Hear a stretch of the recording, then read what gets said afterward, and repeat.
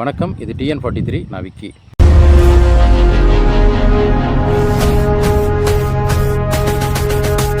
சரி, ஒருத்தர் காட்டு யானை தாக்கி இறந்துட்டார். இறந்ததுக்கப்புறம் அது ஒரு கேஸ் ஃபைல் பண்ணும். ஏன்னா அந்த இடத்துல வந்துட்டு ஒரு இயற்கை மரணம் கிடையாது. அது வந்துட்டு ஒரு காட்டு யானை தாக்கி இறந்தனால அதை வந்துட்டு அங்கே பதிவு பண்ணணும். பதிவு பண்ணும்போது எந்த இடத்துல எப்படி இறந்தாரு அப்படின்றத வந்துட்டு மென்ஷன் பண்ண வேண்டி இருக்குது. ஆனால் இந்த வனத்துறை அதிகாரிகள் அதை எப்படி மென்ஷன் பண்ணுறாங்க அப்படின்றத இந்த இடத்துல நான் பதிவு பண்ணுறேன். தயவு செய்து மக்கள் புரிஞ்சுக்கோங்க. நம்ம இந்த பொதுவாக இங்கே வந்துட்டு எந்த ரெஜிஸ்டர்லையுமே அவங்க வந்துட்டு எழுதுகிற ஒரு விஷயம் என்னென்னா வன விலங்கு மனித மோதல், அதாவது வன விலங்கு மனித மோதல் அப்படின்றத தான் வந்துட்டு அவங்க சொல்கிறாங்க. ஆனால் அந்த சொல்கிற விதமே தப்பு அப்படி தான் சொல்லணும். ஏன்னா வனவிலங்கு மனித மோதல் இல்லை, ஒரு காட்டு யானை தாக்கி ஒருத்தர் இறந்துட்டார் அப்படின்றது தான் சரியான ஒரு உச்சரிப்பாக இருக்கும்னு நினைக்கிறேன். ஏன்னா வனவிலங்கு மனித மோதல் அப்படின்றத அவங்க வந்துட்டு ஒரு ஆக்சிடெண்ட்டாக கன்வே பண்ணுறாங்க. மோதல் அப்படின்ற இடத்துல அது ஒரு ஆக்சிடெண்ட்டாக கன்வே பண்ணுறாங்க.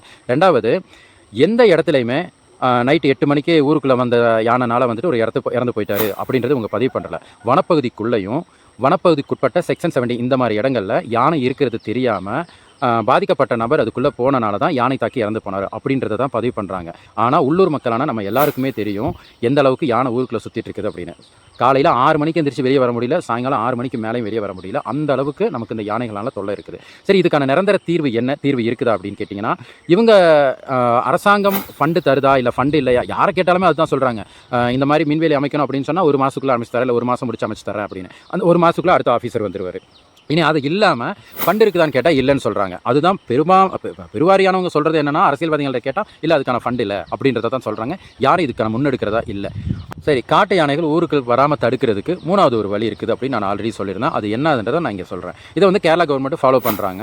ஏன் நம்ம கவர்மெண்ட் அதை ஃபாலோ பண்ணுறது இல்லை? அதுக்கான காரணம் என்ன? அதுவும் குறிப்பாக வந்துட்டு அதை வந்துட்டு நம்ம ஊர் மக்களோட பார்வைக்கு கொண்டு வந்து சேர்க்கவே இல்லை. இப்படி ஒரு விஷயம் இருக்குது, இதனால் காட்டு யானை ஊருக்குள்ளே வராது அப்படின்றத வந்துட்டு ஒரு அவேர்னஸை கிரியேட் பண்ணவே இல்லை. அது என்ன அப்படின்றத நான் இங்கே சொல்கிறேன்.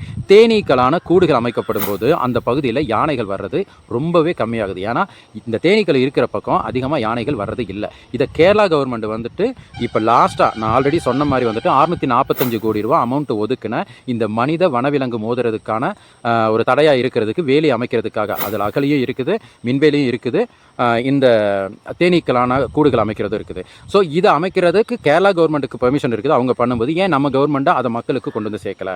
ஸோ நம்ம கவர்மெண்ட் வந்துட்டு இங்கே அந்த மாதிரி நமக்கு எங்கேருந்து பார்த்தீங்கன்னா மண்வயலேருந்து சோளக்கடவு அது வரைக்கும் தான் இந்த யானைகளோட தொந்தரவு அதிகமாக இருக்குது. இன்னொரு பக்கம் பந்தலூர் பக்கம் நிலம்பூர் காடுகள் அவ்வளோ பெருசாக இருந்தாலுமே கூடலூரில் இருந்து பெரிய சோள அந்த வழியில் நாடுகாணி பந்தலூர் தாலூர் வரைக்குமே வந்துட்டு அந்த காடு நீண்டு போகுது. ஆனால் அங்கே நமக்கு அந்தளவுக்கு உயிர் சேதங்கள் இல்லை.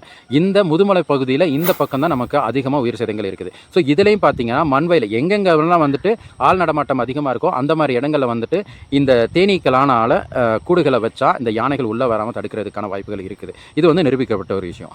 இன்னொரு பக்கம் அட்டப்பாடி, பாலக்காடு டிஸ்ட்ரிக்டில் இருக்கிற அட்டப்பாடியில் இருக்கிற அங்கே உள்ள ஆதிக்குடி ட்ரைபல்ஸு அவங்க ஒரு விஷயத்தை ஃபாலோ பண்ணுறாங்க. அது என்ன அப்படின்னு பார்த்தீங்கன்னா, நம்ம மொச்சக்கொட்டைன்னு சொல்லுவோம், ஒரு வித பீன்ஸு. அந்த பீன்ஸு வளர்க்குறனால, அது விவசாயம் பண்ணுறனால அந்த பகுதிகளிலையும் அதோட ஸ்மெல்லுக்கு யானை வர்றதில்லை அப்படின்னு ஒரு விஷயம் அவங்க நம்புகிறாங்க. அது எந்த அளவுக்கு சாத்தியம்னு தெரியாது, பட் அவங்க அதை நம்புகிறாங்க. ஆனால் நம்ம மக்களுக்கு இந்த மாதிரி தேனீக்கள் வளர்க்கப்படுற இடத்துல யானை வராது அப்படின்ற ஒரு விஷயத்த இந்த ஃபாரஸ்ட் டிபார்ட்மெண்ட்டுக்கு தெரியலையா, இல்லை தெரிஞ்சும் நம்ம மக்களுக்கு கொண்டு வந்து சேர்க்கலையா அப்படின்றது தெரியாது.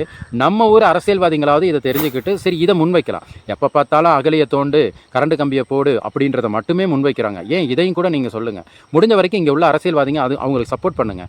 மேலே உள்ள அதிகாரிகளுக்கு ப்ரெஷர் கொடுங்க. அது கொடுக்கும்போது தான் நம்ம ஊரில் உள்ள மக்களுக்கு வாழ்வாதாரம் பெருகப்படும்.